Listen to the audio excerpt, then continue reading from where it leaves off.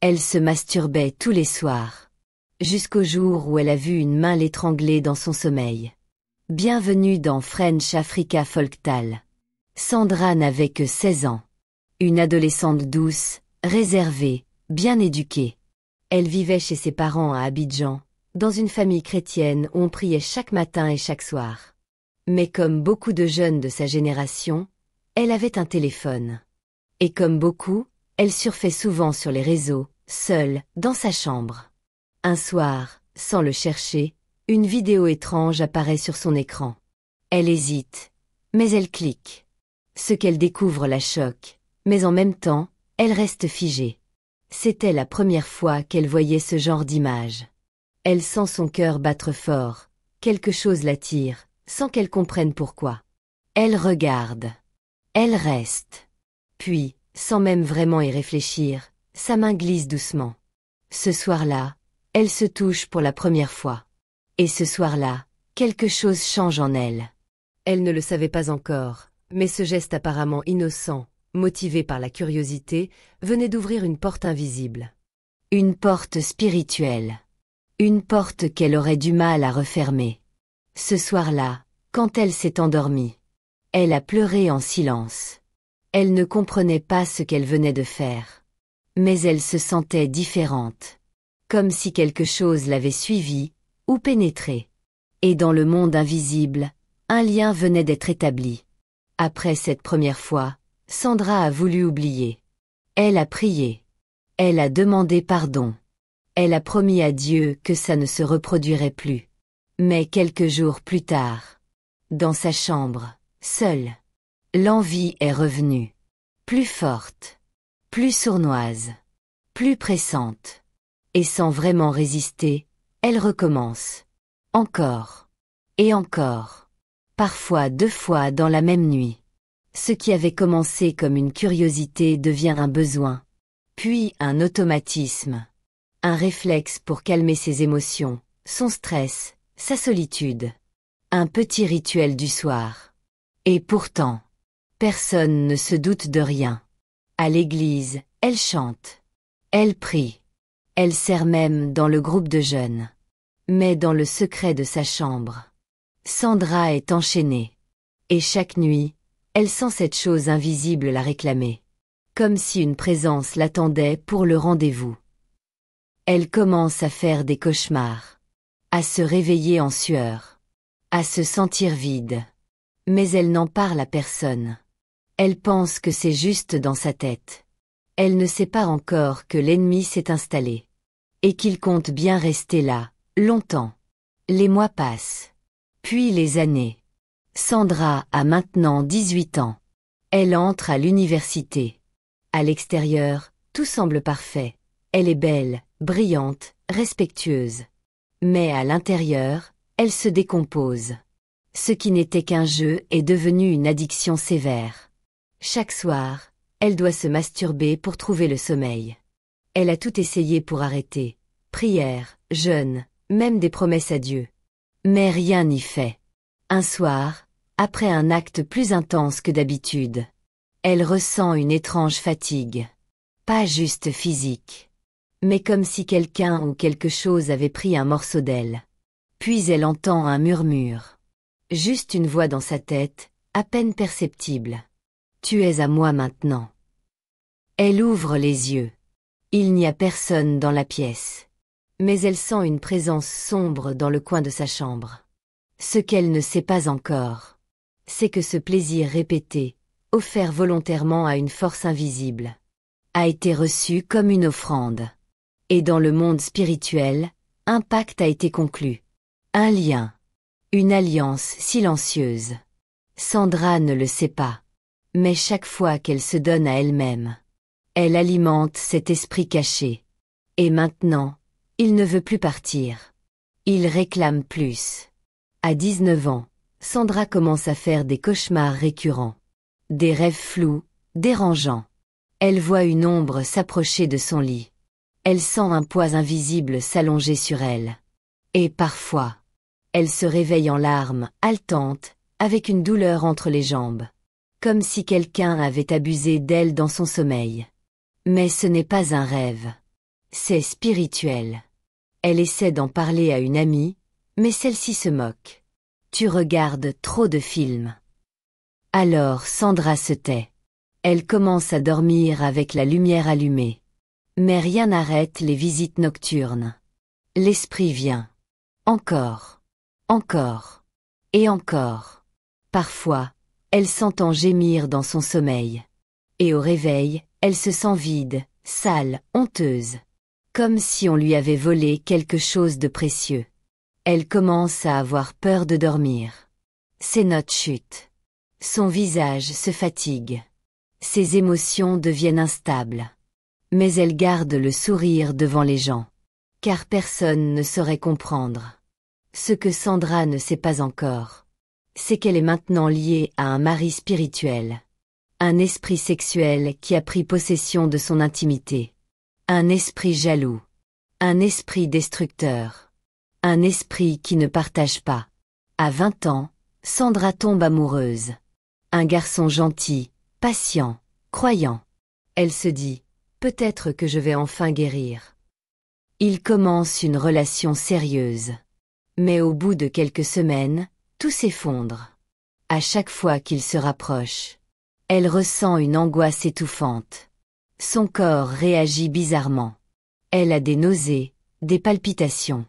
Et parfois, une douleur soudaine dans le bas-ventre. Comme si quelqu'un tirait sur elle de l'intérieur. Et surtout, le soir même, après avoir été avec lui, elle fait un cauchemar horrible. Elle voit son petit ami attaché, battu par une ombre noire. L'ombre lui murmure. Elle est à moi. Tu n'as aucun droit. Le lendemain, le garçon coupe tout contact. Sans explication. Juste le silence. Sandra est brisée. Elle pleure, elle supplie Dieu. Mais au fond d'elle, elle sent que quelque chose d'autre contrôle sa vie. Ce schéma va se répéter 3 fois. 3 relations sérieuses. 3 échecs brutaux. Et à chaque fois, les mêmes cauchemars. Les mêmes douleurs. Le même abandon soudain. L'esprit ne partage pas. Il empêche tout lien affectif réel. Il veut la garder pour lui seul. Sandra commence à croire qu'elle ne pourra jamais se marier. Elle se referme. Et retourne, seule, à sa vie secrète. À l'extérieur, Sandra va bien.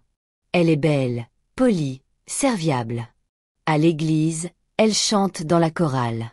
À la maison, elle aide sa mère à prier. À l'université, on l'admire. Sandra, c'est une fille sérieuse, toujours souriante. Mais personne ne voit la vérité. Car la nuit, Sandra ne dort plus. Elle est enchaînée à une dépendance silencieuse. Chaque soir, elle regarde des vidéos obscènes. Puis se touche, mécaniquement. Comme si son corps n'était plus le sien. Elle veut arrêter. Elle pleure après chaque crise. Elle se dit. Demain, j'arrête. Mais le lendemain, elle recommence. Et recommence. Et recommence encore. Un jour, après avoir chanté à l'église, elle rentre à la maison. Et se masturbe avec rage. Comme si quelque chose l'obligeait. Et juste après, elle vomit. Pas à cause d'un virus. Mais à cause de la honte. Elle se regarde dans le miroir. Et murmure. Qui suis-je devenue? Mais personne ne sait. Personne ne voit. Car Sandra porte un masque parfait. Un masque qui cache une prison intérieure. Un dimanche matin. Alors qu'elle vient de finir de chanter à la chorale. Une femme s'approche doucement d'elle. Une maman discrète de l'église, du genre à ne jamais parler pour rien. Elle la regarde avec douceur et lui dit « Ma fille, Dieu m'a mis à cœur de t'inviter à une veillée de prière ce vendredi soir. Pas une veillée normale, une veillée de libération. » Sandra sourit, poliment. « Merci maman, je vais prier pour voir. » Mais à l'intérieur, elle est mal à l'aise. Car dès qu'on parle de prière de délivrance, quelque chose en elle s'agite. Comme si une autre voix criait. N'y va pas. C'est un piège. Pendant toute la semaine, elle hésite. Elle veut y aller. Mais chaque fois qu'elle se décide, elle tombe malade. Migraine. Fatigue. Règles soudaines. Des choses qu'elle ne comprend pas. Le vendredi soir arrive. Et cette fois, elle force. Elle prend un taxi. Elle dit à sa mère qu'elle va à une répétition. Le culte commence. Louange. Prière. Adoration. L'ambiance est intense. Mais dès que le pasteur prononce ces mots, que tout esprit caché dans votre vie soit révélé. Sandra s'écroule au sol. Elle ne comprend pas. Ses jambes flanchent. Son corps se met à trembler tout seul. Ses dents claquent. Elle veut parler, mais sa bouche refuse. Deux sœurs viennent l'entourer. Elle pose doucement les mains sur elle. Et commence à prier, calmement. Mais plus elle prie, plus Sandra hurle. Une voix sort d'elle. Une voix qui n'est pas la sienne. Laissez-moi. Elle est à moi. Je l'ai prise depuis qu'elle avait 16 ans. Elle m'appartient. Tout le monde se fige. La salle devient silencieuse. Même les musiciens arrêtent de jouer. Le pasteur s'approche, il prie en langue. Et dit fermement. Quel droit as-tu sur elle? Et la voix répond, pleine de haine. Elle m'a ouvert la porte avec ses propres mains. Chaque nuit, elle m'appelait. Avec ses plaisirs impurs. Des gens commencent à pleurer. D'autres prient plus fort. Sandra, elle, est au sol, en sueur. Son corps est secoué de convulsions. Puis, tout à coup, silence. Elle s'évanouit. Quand elle se réveille, elle est dans une pièce calme, entourée de femmes bienveillantes. Mais une chose est claire. Ce qu'elle croyait être un simple plaisir solitaire était en réalité une alliance avec un esprit. Et maintenant, cet esprit refuse de partir. Depuis cette veillée, Sandra n'est plus la même. Elle rentre chez elle ce soir-là avec le cœur lourd. Elle pensait que ce serait fini. Qu'après cette prière, elle serait libre. Mais c'est l'inverse qui se produit. Cette nuit-là, elle se couche, fatiguée, vidée. Et à peine endormie, elle sent un poids sur sa poitrine. Comme si quelqu'un était assis sur elle. Elle essaie de crier, mais aucun son ne sort. Ses mains sont paralysées, son corps figé. Et puis elle sent une main invisible la caresser. Elle hurle intérieurement. Elle pleure. Mais son corps réagit malgré elle. C'est comme si quelque chose prenait plaisir à la posséder. Chaque nuit, elle se réveille en larmes, souillée, avec une sensation de honte qu'elle ne peut pas expliquer. Et le pire, c'est qu'elle ne peut en parler à personne. À mesure que les nuits passent, les attaques s'intensifient.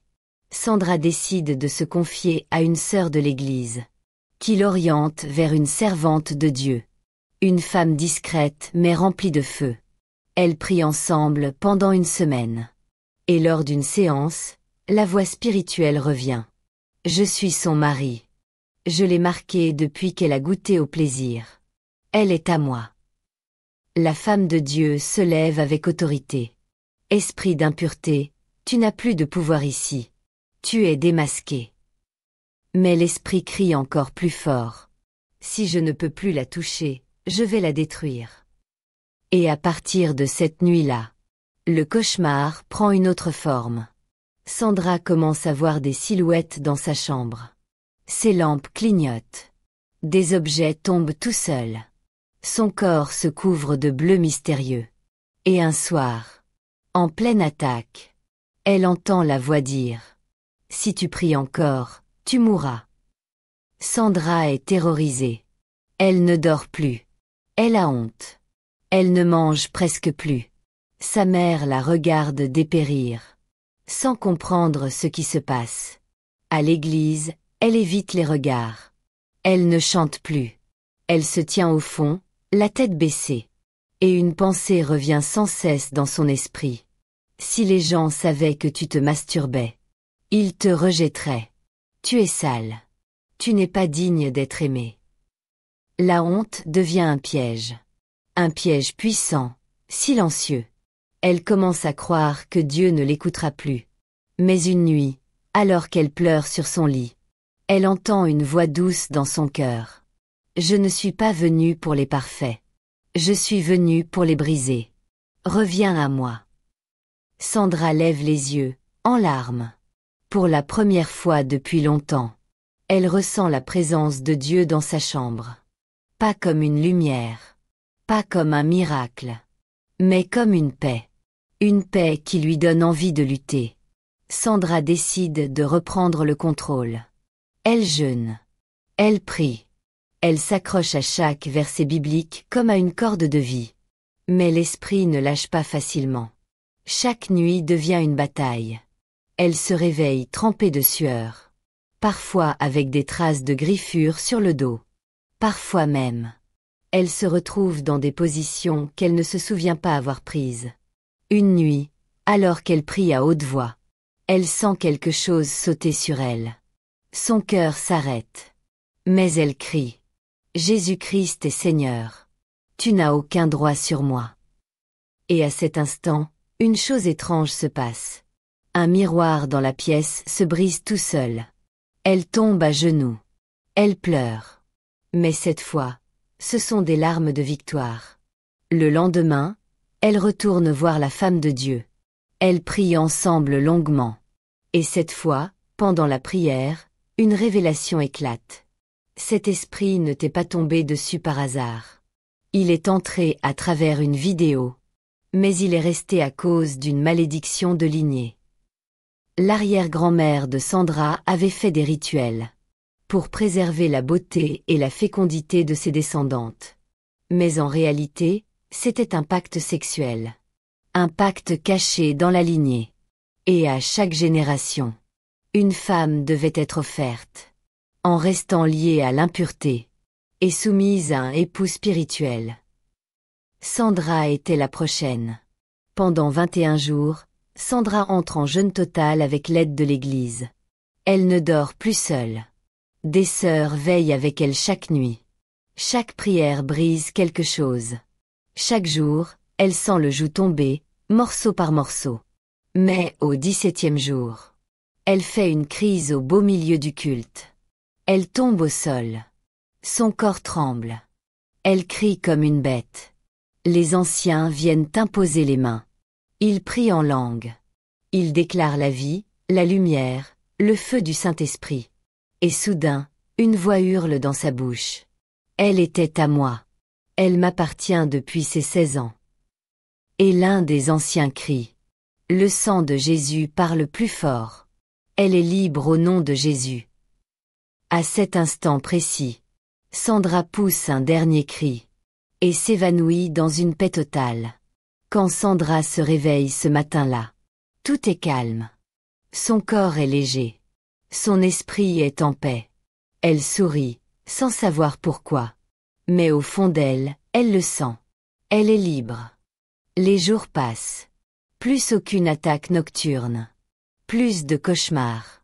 Plus de honte. Elle recommence à dormir sans peur. À marcher la tête haute. À vivre.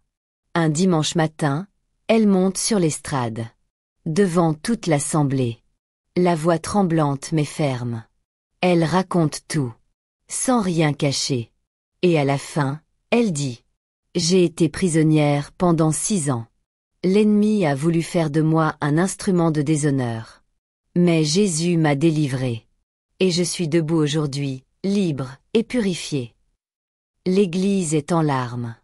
La salle explose d'applaudissements et de cris de victoire. La louange monte. Et une autre jeune fille dans le fond se met à pleurer à son tour. Car son combat venait de commencer. Ce que tu fais dans le secret, l'ennemi peut l'utiliser contre toi. Ce qui commence comme une curiosité peut devenir une prison invisible. Sandra n'est pas un cas isolé. Il y a des milliers de jeunes filles et de garçons, enchaînés par la masturbation, la pornographie, l'impureté. Tu crois peut-être que personne ne le sait. Mais dans le monde spirituel, chaque acte a une conséquence. Et certaines portes ne se referment pas seules. Tu veux vraiment être libre? Éteins ces vidéos. Détruis ces objets, ces habits, ces bijoux offerts par des personnes douteuses. Coupe les liens avec les mauvaises relations. Parle. Confesse. Trouve une église vivante. Et surtout, commence un vrai combat dans la prière et le jeûne. Ce n'est pas une honte de tomber. La honte, c'est de rester au sol quand Dieu tend la main. Si cette histoire t'a parlé, ne garde pas ça pour toi. Partage cette vidéo à quelqu'un qui en a besoin. Abonne-toi à cette chaîne pour plus de témoignages vrais et édifiants. Et laisse un commentaire. Je choisis la pureté. Dieu est plus fort. La lumière de Dieu triomphe toujours. Et si tu regardes cette vidéo aujourd'hui, ce n'est pas un hasard.